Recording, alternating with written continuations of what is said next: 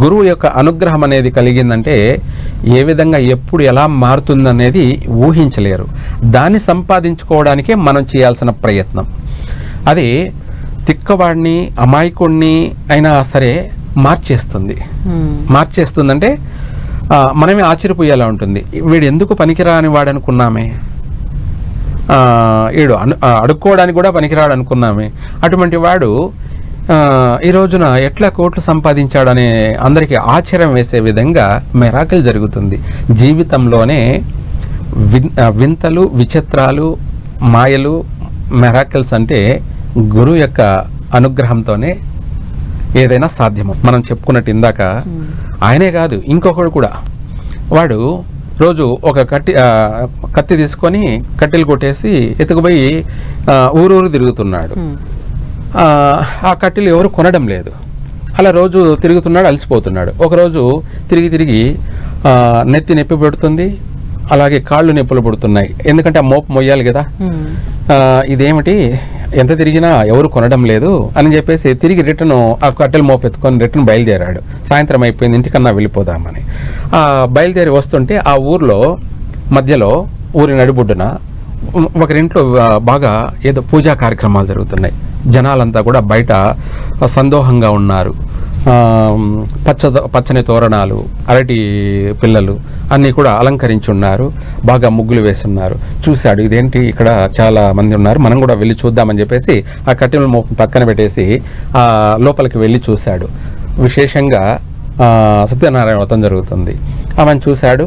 అంతా అయిపోయిన తర్వాత ఆ ఇంటి యజమానులు అడిగాడు, అయ్యా మీరు ఇందాక చేసిన పూజ ఏమిటి అని అడిగితే అప్పుడు వాళ్ళు చెప్పారు, ఏమని, మాకు ఆర్థిక పరంగా మేము అప్పుల బాధల్లో ఉన్నాము, అప్పుల్లో కూరుకుపోయి ఉన్నాము. మేము అభివృద్ధి చెందడం కోసం రుణ విమోచన అంటే రుణ బాధలు వైదొలిగిపోయి ఆర్థిక పరంగా అభివృద్ధి చెందడం కోసం శ్రీ సత్యనారాయణ వ్రతాన్ని ఆచరిస్తున్నాము అని వాళ్ళు చెప్పారు. చెబితే అప్పుడు వీడు కూడా అదే కష్టాల్లో ఉన్నాడు. రూపాయి అంటే ఏందో తెలియనటువంటి పరిస్థితుల్లో ఉన్నాడు.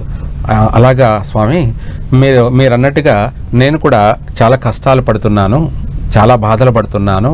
ఎంత చేసినా కూడా నాకు బ్రతుకు తినడానికి కష్టమవుతుంది.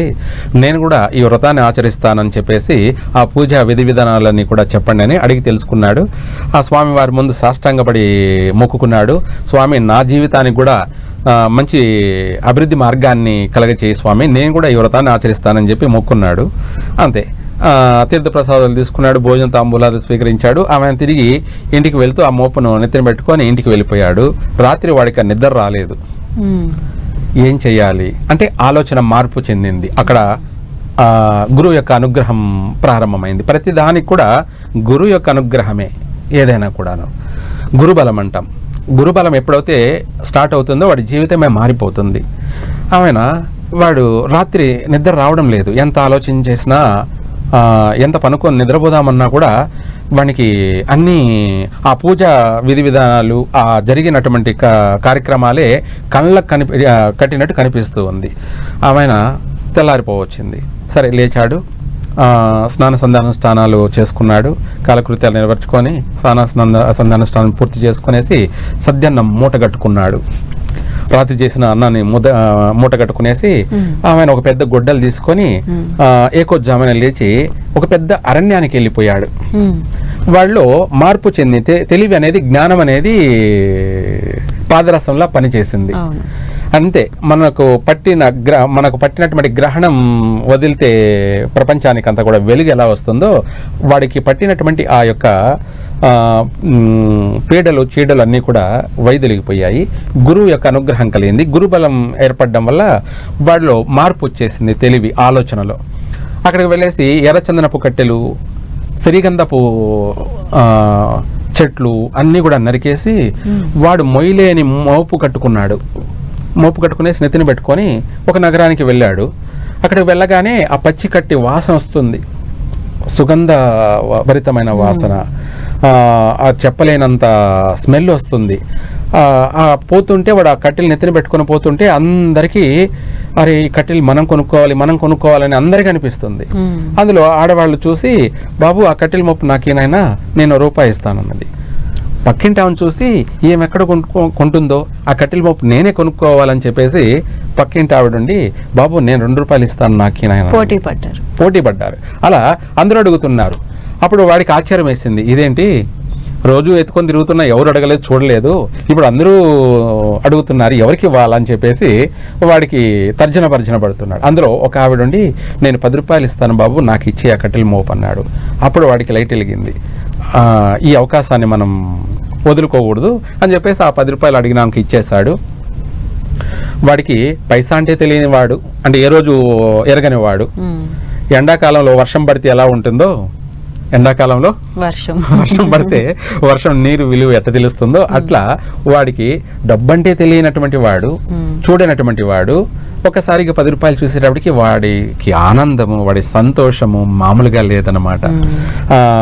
ఆమెన అంతే పూజా ద్రవ్యాలని కొనుక్కున్నాడు, తిరిగి ఇంటికి వెళ్ళిపోయాడు. పోతూ బంధువుల్ని, స్నేహితుల్ని, పురోహితుల్ని పిలిచి వెళ్ళాడు. మరుసటి రోజున వాళ్ళు వచ్చేటప్పటికి ఇల్లంతా శుభ్రంగా అలంకరించుకున్నాడు. ఆ సత్యనారాయణ వ్రతాన్ని చేశాడు పూర్తిగా. ఆ తర్వాత వీడు ఇదేదో చాలా బాగుంది అని చెప్పేసి ఆమెన వాడి దగ్గర ఉన్న డబ్బుతోటి ఒక బండి కొనుక్కున్నాడు. ఎందుకంటే మోసుకుంటా పోవాలంటే కాదు కదా, బండి అయితే ఎక్కువ కట్టెలు వస్తాయి, ఎక్కువ డబ్బు వస్తుంది కదా అని చెప్పేసి బండి కొనుక్కున్నాడు, ఎద్దుల బండి కొనుక్కున్నాడు. వెళ్ళాడు, ఆ శ్రీగంధపు చెట్లు, ఎర్రచందన కట్టెలని కొట్టేసి ఆమెన బండి నిండా మోపుగా వేసుకునేసి నగరానికి వెళ్ళాడు. అలాగే చూసిన వాళ్ళందరూ కూడా కొనుక్కోవాలని చెప్పేసి అందరికీ కొనుక్కోవాలనిపించేసింది. వీళ్ళు ఎర్రచందనపు కట్టెలు తెచ్చాడు, శ్రీగంధపు పొట్లు తెచ్చాడని చెప్పేసి అందరికీ విలువ. ఆమెన అప్పుడు ఏమైంది, ఇంకా రెట్టింపు బండి కట్టెలు కదా, వాడికి ఇంకా అధిక ధనం వచ్చింది. అలా ప్రతిరోజు వీడు అభివృద్ధి చెందుతున్నాడు. ఆ కట్టెలు తీసుకువెళ్ళి ఎక్కడికి పోతున్నా కూడా అందరూ కొంటున్నారు, ప్రతిరోజు డబ్బు వస్తుంది. ఫస్ట్ రోజు ఒట్టి చేతులతోనే వెళ్ళాడు, వీడేం పెట్టుబడి పెట్టలేదు, డబ్బు వచ్చింది.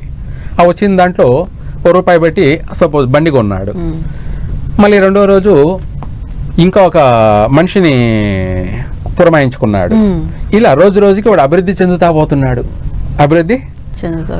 పోతున్నాడు. అడవులు, అరణ్యాలు వీడి దెబ్బకి ఖాళీ అయిపోతున్నాయి.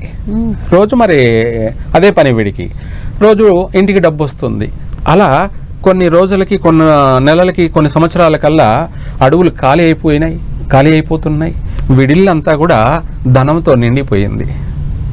ఇల్లంతా ఇదేదో చాలా బాగుందని వాడు ప్రతి నెల సత్యనారాయణ వ్రతాన్ని చేసుకుంటూ వాడు మాసము అంటే ప్రతి పౌర్ణానికి కూడా వాడు వ్రతాన్ని చేసుకుంటూ వాడు విశేషంగా వాడి ఆనందము, వాడి సంతోషము, వాడి కుటుంబం యొక్క అభివృద్ధి, ఆ గ్రామంలో ఆ చుట్టుపక్కల వాళ్ళు చూడలేనంత విశేషమైనటువంటి అభివృద్ధిని వాడిని చూసి ఇంకందరూ కూడా మొదలు పెట్టారనమాట. అలా వాడి యొక్క అభివృద్ధి అనేది 10 మందికి కూడా అభివృద్ధిని కలగజేసింది. గురుబలం అంటే అలా ఉంటుంది.